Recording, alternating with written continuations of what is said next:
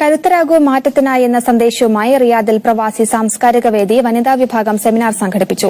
പ്രതികരണശേഷിയുള്ള സ്ത്രീ സമൂഹം ഉയർന്നു വരേണ്ടത് കാലഘട്ടത്തിന്റെ ആവശ്യമാണെന്ന് സെമിനാറിൽ സംസാരിച്ചവർ അഭിപ്രായപ്പെട്ടു. സ്ത്രീക്ക് സ്വതന്ത്രമായ പ്രതികരണശേഷിയും സ്വന്തമായ നയവും നിലപാടുകളും ഉണ്ടാവണമെന്ന ആഹ്വാനത്തോടെയാണ് പ്രവാസി സാംസ്കാരിക വേദി റിയാദിൽ സംഘടിപ്പിച്ച വനിതാ സെമിനാർ അവസാനിച്ചത്. ലോക വനിതാ ദിനത്തോടനുബന്ധിച്ച് റിയാദിലെ വനിതാ രംഗത്ത് വിവിധ തുറകളിൽ പ്രവർത്തിക്കുന്നവരെ ഒരു കുടക്കീഴിൽ അണിനിരത്തിയ സെമിനാർ ചർച്ചകളും സംവാദങ്ങളും കൊണ്ട് ശ്രദ്ധേയമായി.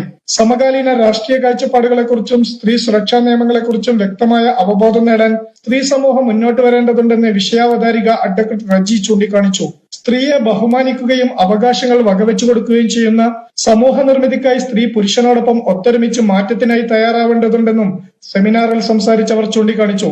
സദാചാരം, കുടുംബം, സംസ്കാരം, രാഷ്ട്രീയം തുടങ്ങി വിവിധ തലക്കെട്ടുകളിലൂന്നി നടന്ന ചർച്ചകൾ ആധുനിക സ്ത്രീകൾ നേരിടുന്ന വെല്ലുവിളികളിലേക്കും പരിഹാരങ്ങളിലേക്കും വെളിച്ചം വീശുന്നതായിരുന്നു.